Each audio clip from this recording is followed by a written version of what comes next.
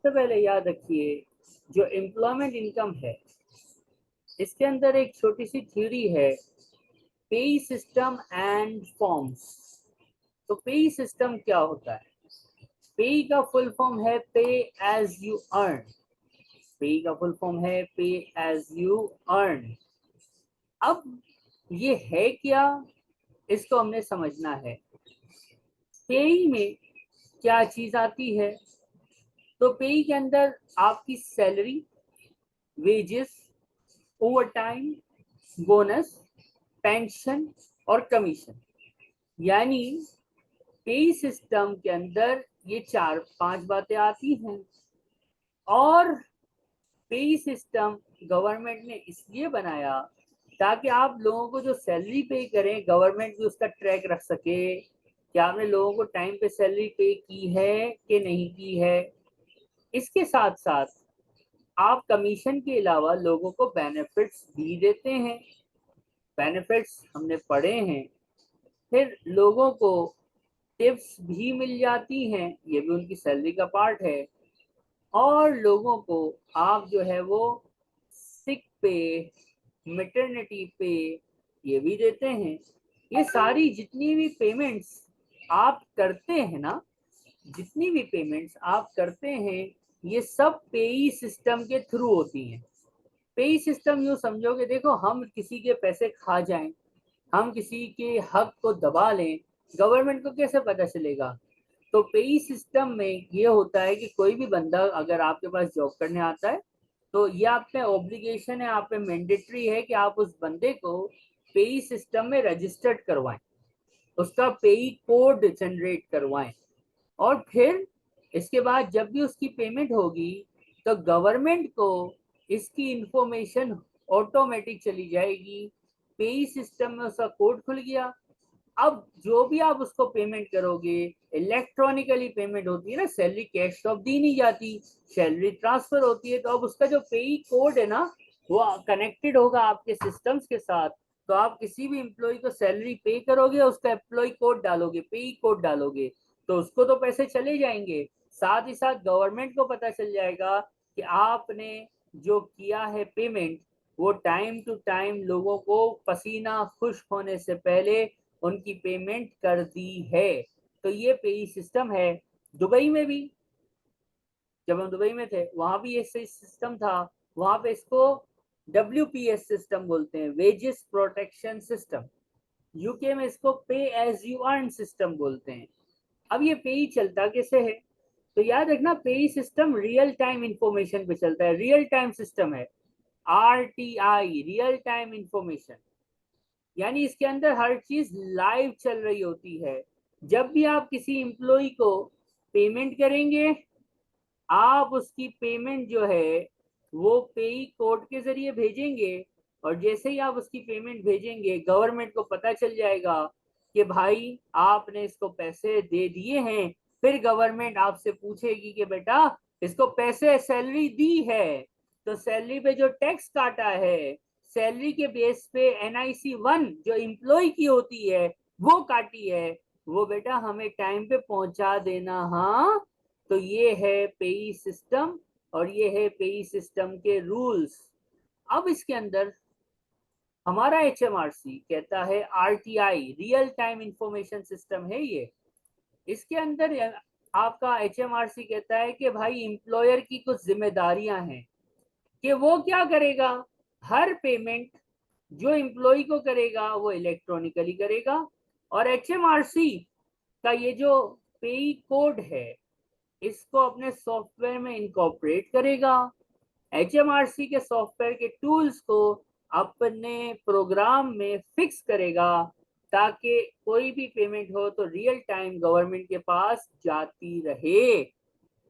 फिर क्या हर कंपनी को, हर सोल ट्रेडर को, हर पार्टनरशिप को ये करना पड़ेगा? तो इसकी एक लिमिट है, मैंने ग्रीन से हाईलाइट किया है। जिसके 9 लोग हों, तो ये उसको ये करना ही करना है, ज्यादा तो जितने भी हो मसला नहीं है। नहीं। अब आपने इस पे सिस्टम के थ्रू उनकी सैलरी पे करनी है, उनकी सैलरी का रिकॉर्ड अपने पास संभाल के रखना है, उनकी एनआईसी और इनकम टैक्स काटना है। मैंने बताया हुआ है कि जब भी सैलरी पे होती है तो उनका इनकम टैक्स और नेशनल इंश्योरेंस कंट्रीब्यूशन जो है वो कट के आता है। सैलरी ग्रॉस नहीं मिलती, कट कटा के मिलती है। तो ये कौन काटेगा? उनके बिहाफ पे, गवर्नमेंट के बिहाफ पे एम्प्लॉयर काटेगा और फिर गवर्नमेंट को पे करेगा 14 दिन के अंदर। अब क्या लिखा हुआ है? 14 दिन from the end of tax month, महीना खत्म हुआ उसके 14 दिन के अंदर। अब टैक्स मंथ क्या होता है, ये बात बड़ी क्रूशियल है, बड़ी क्रिटिकल है। याद रखना, मैंने बताया था टैक्स ईयर होता है 6/4/22 से 5/4/23। यही है ना हमारा टैक्स ईयर, 22-23। एम आई राइट और एम आई राइट? सही। अब टैक्स मंथ खत्म होता है 5 तारीख को लोगों। यहाँ पे लोग 14 को सिलेक्ट करते हैं, जो कि गलत है आंसर। फॉर एग्जाम्पल, अगर मेरा ये अप्रैल है ना, तो इसमें 14 डेज प्लस करोगे तो 14 + 5 ये 19th ऑफ XYZ मंथ आएगा। यानी रूल के हिसाब से, अगर देखो, अगर वो रूल पूछता है एमसीक्यू में, तो रूल इज के 14th डे 14वां दिन टैक्स मंथ, जो कि 5 तारीख को खत्म होता है, उसके बाद का 14वां दिन। लेकिन अगर वो तारीख पूछे, तारीख, तो तारीख क्या बताएगा? तारीख हम बताएगा 5 को खत्म हुआ, 14 दिन प्लस करा, 19 तारीख आया। ऐसा ही है कि नहीं है? तो यहाँ पे खेलता है वो। इंग्लिश जिसको नहीं आती वो यहाँ मर जाता है। भाई वो डेज में पूछे कि कितने दिन बाद, रूल पूछे तो बताना टैक्स मंथ के 14 दिन बाद। और अगर वो तारीख पूछेगा, तारीख, तो आप 5 तारीख को टैक्स मंथ खत्म किया, 14 दिन ऐड मारा, 19 तारीख आया। कोई मसला है इसके अंदर? ये सबसे टेक्निकल बात थी जो यहाँ पे हमारे पाकिस्तानी बच्चे इंग्लिश की गड़बड़े फरमाते हैं। इंडियन बच्चे भी करते होंगे, सारे ही करते होंगे, बुराई सब पे आ सकती है। पेपर का प्रेशर होता है तो इंग्लिश कुछ की कुछ समझते हैं। तो अल्लाह के बंदो, ऐसी हरकतें नहीं करना। यहाँ सही तक है। कोई सवाल मुबारक है तो फरमाइएगा। नहीं, बस मैं ये कॉपी कर लूँ, 1 मिनट में। बिल्कुल, आप 10 मिनट लीजिए।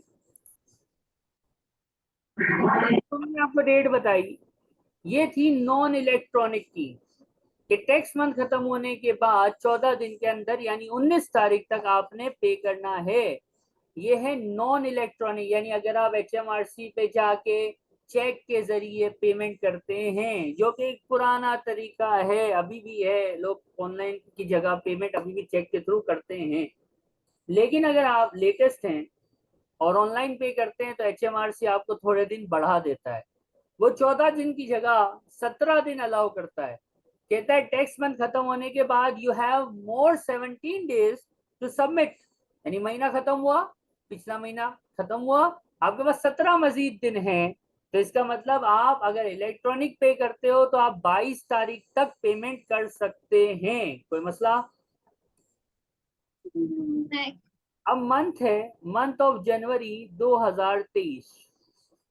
इसकी हम नॉन इलेक्ट्रॉनिक और इलेक्ट्रॉनिक पेमेंट की डेट निकालते हैं। महीना जनवरी है जो कि खत्म हुआ,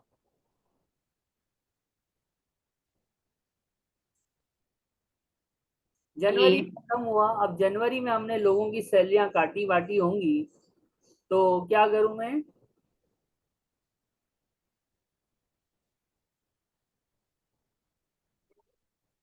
मुझे नॉन इलेक्ट्रिक जो है वो 19 फेब तक, और इलेक्ट्रिक जो है वो 22 फेब तक पेमेंट करवानी होगी। राइट और रॉन्ग? सही है। अब ये तो हो गया। अब एक बंदे का पे कोड जनरेट हो गया है, वो एक जगह पे जॉब कर रहा है। गवर्नमेंट हर महीने देख रही है कि भाई इस बंदे को सैलरी टाइम पे जा रही है नहीं जा रही है, डिडक्शन हो रही है नहीं हो रही है, हमें पैसा टाइम पे मिल रहा है नहीं मिल रहा है, पे सिस्टम चल रहा है। अब बंदा अगर छोड़ के चला जाए तो गवर्नमेंट को कौन बताएगा? क्योंकि आप जब बंदा छोड़ के जाता है ना, तो फिर उसकी सैलरी प्रोसेस पेई सिस्टम में वो कंपनी में नहीं होती, जहां दूसरी जगह जाएगा वहां होगी। या वो घर बैठ जाए तो फिर उसकी सैलरी नहीं जाएगी, तो गवर्नमेंट तो परेशान हो जाएगी ना। गवर्नमेंट तो देख रही होगी यार, इसकी पिछले महीने सैलरी गई थी, इस महीने सैलरी क्यों नहीं गई। तो याद रखिएगा, गवर्नमेंट ने यहाँ पे फिर एक फॉर्म बनाया। फॉर्म का नंबर है P45, P45 levers form. Levers. जब बंदा छोड़ के जाता है तो गवर्नमेंट ने एक बात की कि जब छोड़ के जाए तो जिसको छोड़ के जा रहा है उस एम्प्लॉयर ने गवर्नमेंट को बताना है कि ये बंदा हमारे पास से छोड़ के जा रहा है। और जिस तरह बताना है, उस कम्युनिकेशन पेपर का नाम है P45। यानी एक फॉर्म फिल करके गवर्नमेंट को देना है कि भाई ये बंदा अब हमारे साथ नहीं नहीं है। है। अब ये P45 वो एम्प्लॉयर जो है वो इस एम्प्लॉय को दे देगा। उसकी 3 कॉपीज वो एम्प्लॉय कर लेगा, एक अपने पास रख लेगा और पेज 2 और पेज 3 संभालेगा। और जब वो किसी और एम्प्लॉय के पास जाएगा तो उसको पेज 3 दे देगा। और वो जो नया एम्प्लॉयर है वो जो है वो गवर्नमेंट को फाइल कर देगा वो पेपर कि भाई ये वहां से छोड़ के अब मेरे पास आ गया है। आसान जबान में, अगर बंदा छोड़ के जाता है तो जिस कंपनी को छोड़ के जा रहा है उस कंपनी ने P45 भर के उसको देना है। और वो जब किसी दूसरी कंपनी में जॉब पे लगेगा तो उस P45 का एक पेज जिसका नाम है पेज नंबर 3 वो उस नई कंपनी को दे देगा। और वो नई कंपनी उस पेपर को HMRC को दिखा के बोलेगी देखो ये वहां से छोड़ के अब मेरे पास आ गया है। यहाँ तक कोई मसला? नहीं। अब ए, ए, एक बात है सर, इलेक्ट्रिक और non electric, electronic payment, non electronic payment, आप दोनों तरीके से पेमेंट कर सकते हैं ना? जी। Non electronic, electronic. अगर 250 प्लस इंप्लॉइज हों, अगर किसी कंपनी के 250 प्लस इंप्लॉइज हों तो उसके लिए मस्ट है कि वो इलेक्ट्रिकली यानी इलेक्ट्रॉनिकली ही पेमेंट करे। अप टू 250 हो एम्प्लॉय का नंबर तो आपकी मर्जी है कि आप इलेक्ट्रॉनिकली भी पेमेंट कर सकते हो या आप नॉन इलेक्ट्रॉनिकली भी पेमेंट कर सकते हो। यानी अगर आप एक लार्ज कंपनी है, लार्ज कंपनी उस कंपनी को बोलते हैं जिसमें 250 बंदा काम करता हो। अगर 250 या इससे ज्यादा लोग आपकी कंपनी में काम करते हैं भाई, तो आपका कानून ये फरमाएगा कि आपको इलेक्ट्रॉनिकली ही पेमेंट करनी है। लेकिन अगर 250 से कम बंदा है तो फिर इलेक्ट्रॉनिकली नहीं, आप मैनुअल यानी ऑनलाइन ही पेमेंट कर सकते हैं। यहाँ तक कोई सवाल? नहीं।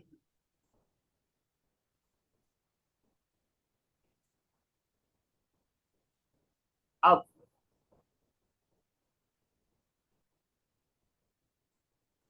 P45 हमने पढ़ा, हमने रियल टाइम की डेट्स पढ़ ली, रियल टाइम सिस्टम पढ़ लिया। अब हमने पढ़ना है कुछ और। एक फॉर्म होता है जिसका नाम है P60। अगला फॉर्म है P60। P60 सर ये फॉर्म क्यों यूज होता है? तो भाई ये भी याद करना पड़ेगा आपको। P60 आपको यूज करना है जिसमें आप एम्प्लॉइज की टोटल टैक्सेबल अर्निंग, उसकी टैक्स डिडक्शन, उसका एम्प्लॉय कोड, उसका नेशनल इंश्योरेंस नंबर गवर्नमेंट को बताते हैं। और ये फॉर्म आपको हर साल 31 मई तक जमा करवा देना है। ये फॉर्म आपको हर साल कब तक जमा करवाना है? 31 31 मई तक। 31 मई तक जमा करवा देना है। इसमें क्या क्या होता है? एक बार पढ़िए दोबारा।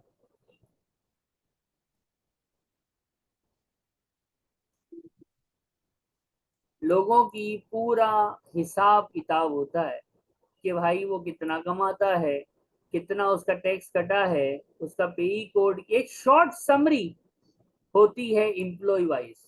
गवर्नमेंट के लिए एक शॉर्ट समरी बनाई जाती है, एम्प्लॉय वाइज एक समरी होती है, और ये जमा करवाने की डेट है।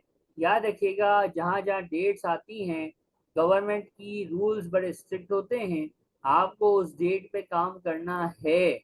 अगर उस डेट से आगे पीछे साइड बाय साइड आप हो गए तो फाइन होगा, पेनल्टी होगी, गवर्नमेंट कभी भी माफ नहीं करेगी।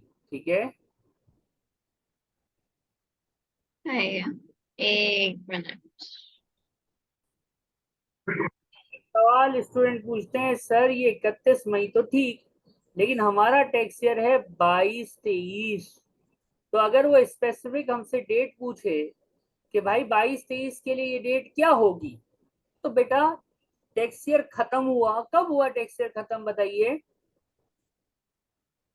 6 अप्रैल 22 से हाँ 5 अप्रैल 23। इसके जी। बाद following the end of tax year, यानी टैक्स ईयर खत्म होने के बाद, following the end of tax year मतलब होता है टैक्स ईयर खत्म होने के बाद 31 मई कब तशरीफ लाएगी, मुझे बताओ वो कौन सा साल होगा? 23 का, 24 का? 24 का। दोबारा देखो, अप्रैल में टैक्स ईयर खलास हो गया, हाँ तो मई 23 में ही पड़ेगी कि नहीं? Following the end of year नहीं, एंड ऑफ टैक्स ईयर है, टैक्स ईयर यहाँ खत्म हो गया ना। हाँ, तो नेक्स्ट ईयर में उसमें पड़ेगी ना। मुझे बताओ अप्रैल के बाद वाला महीना ही मई होता है कि नहीं होता? होता है। तो क्या डेट आनी चाहिए? क्यों? बाय। आप देखिए गौर से जरा, हमारा टैक्स ईयर कब खत्म हुआ? 5 अप्रैल को। अप्रैल के बाद मई कब आएगी? 5 अप्रैल के बाद मई कब आएगी? अगले महीने। बस।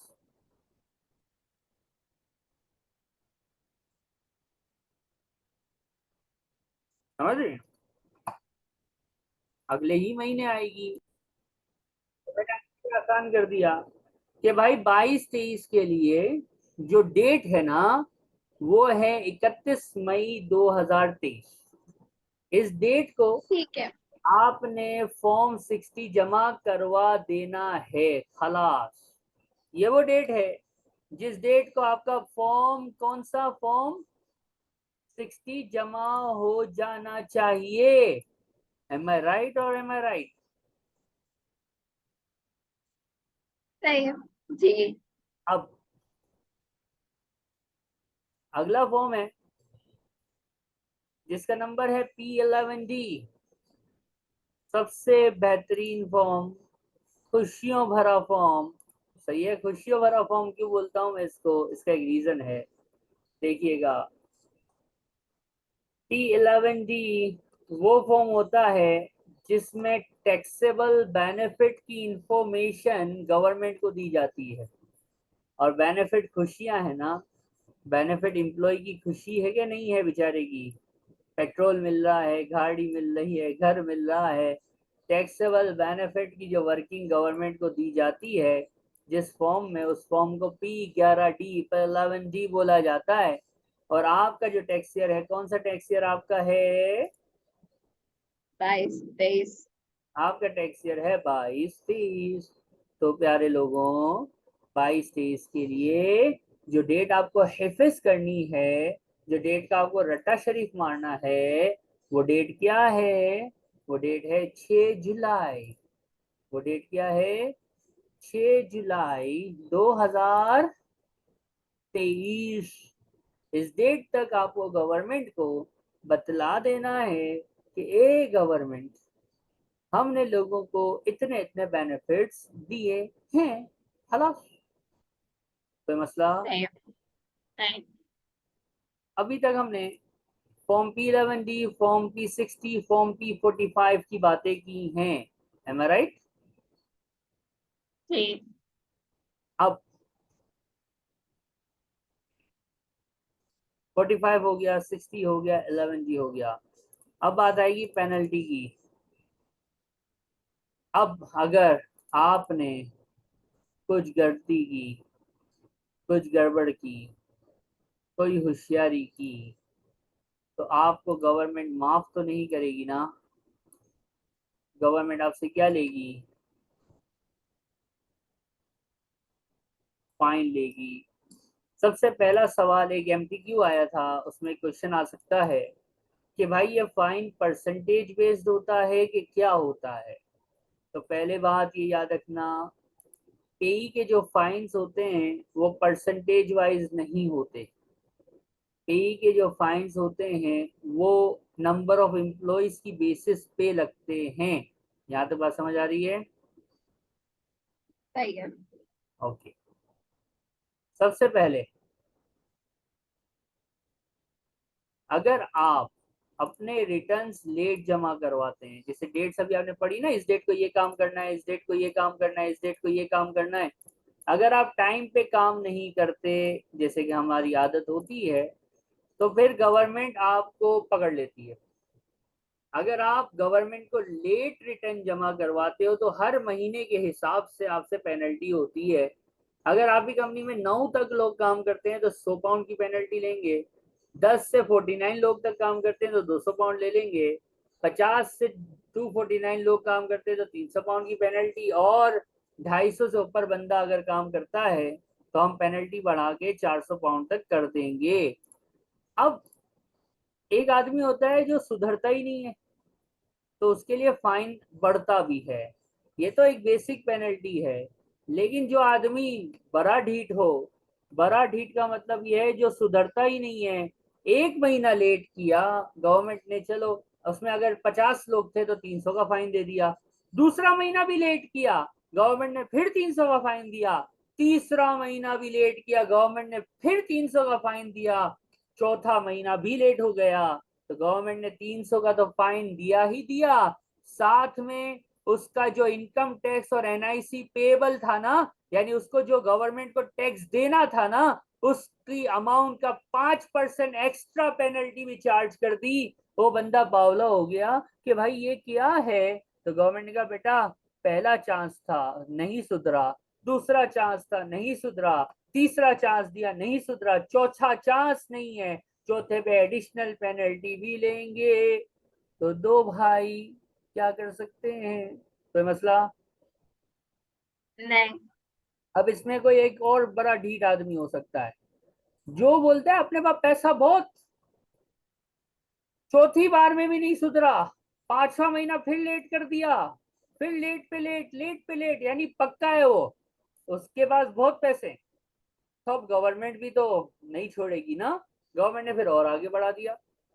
गवर्नमेंट ने कहा भाई, पहली लेट, दूसरी लेट, तीसरी लेट पे हम ये वाले फाइन लेते हैं, चौथी लेट से लेके ये वाला फाइन भी स्टार्ट हो जाता है, ये तो रहता ही है, ये भी आ जाता है। और अगर ये 6 महीने लेट हो जाए और फिर लेट होना शुरू हो जाए तो हम मजीद 5% और ले लेते हैं। 12 महीना लेट हो जाए तो हम मजीद 5% और ले लेते हैं, यानी चौथे महीने से 5%, सातवें महीने से ये 5 और 5 10%, और 12 महीने के बाद ये 5 5 और 5 ये 15% का फाइन मिल मिला के हो जाता है। जबकि बेसिक फाइन अपनी जगह पे हर वक्त खड़ा रहेगा जो कि आपको मंथली देना है। तो सजा दर सजा, दर दर दर सजा, यानी आप सुधरेंगे नहीं तो हम भी फाइन देते चले जाएंगे, हम भी नहीं रुकेंगे। आप बदमाश हैं तो आपसे बड़े बदमाश HMRC है। यहाँ तक कोई सवाल है भाई? ठीक है, एक मिनट सर, मैं सही कॉपी कर लूँ। जी प्लीज।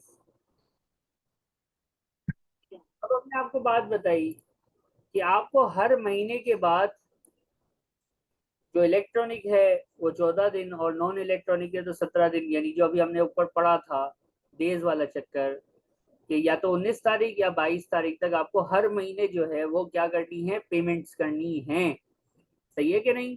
जो इनकम टैक्स कटा है वो और एनआईसी की पेमेंट्स की ये डेट है 19 तारीख या 22 तारीख। इलेक्ट्रॉनिक है तो 22, नॉन इलेक्ट्रॉनिक है तो 19। लेकिन इधर गवर्नमेंट ने एक रिलीफ दिया, गरीबों को रिलीफ दिया कि वो लोग जिनका एवरेज मंथली अमाउंट पेमेंट करने का मंथली अमाउंट, यानी जिनका टैक्स और एनआईसी मिल मिला के 1500 पाउंड से कम रहता है, तो वो हर महीने बेचारे कहाँ पे करेंगे? तो वो क्वार्टरली पे कर सकते हैं।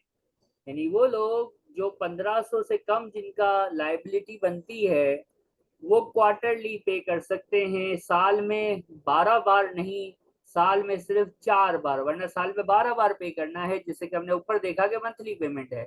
लेकिन जिनकी सैलरियां कम हैं और जिनकी लाइबिलिटी 1500 पाउंड एनआईसी की और इनकम टैक्स, यानी सैलरी इनकम टैक्स जो सैलरी पे कटता है पे एज यू अर्न, और एनआईसी जो 1500 से कम जिनका अमाउंट बनता है वो माहाना नहीं, वो चार चार सॉरी 3-3 महीने के क्वार्टर में साल में 4 मरतबा पेमेंट्स कर सकते हैं। डेट 22 ही रहेगी, लेकिन पहली पेमेंट होगी 5 जुलाई को, फिर होगी 5 अक्टूबर, 5 जनवरी और 5 अप्रैल को। तो ये भी किया जा सकता है। ये ऑप्शन है उन लोगों के लिए जो कम कमाते हैं। ये है वैट एम्प्लॉयमेंट इनकम की फॉर्म्स की थ्योरी। उम्मीद है आपको समझ आई होगी। कोई सवाल? नहीं। कॉपी कीजिएगा प्लीज। हैंड आउट में ये सारी बातें लिखी हुई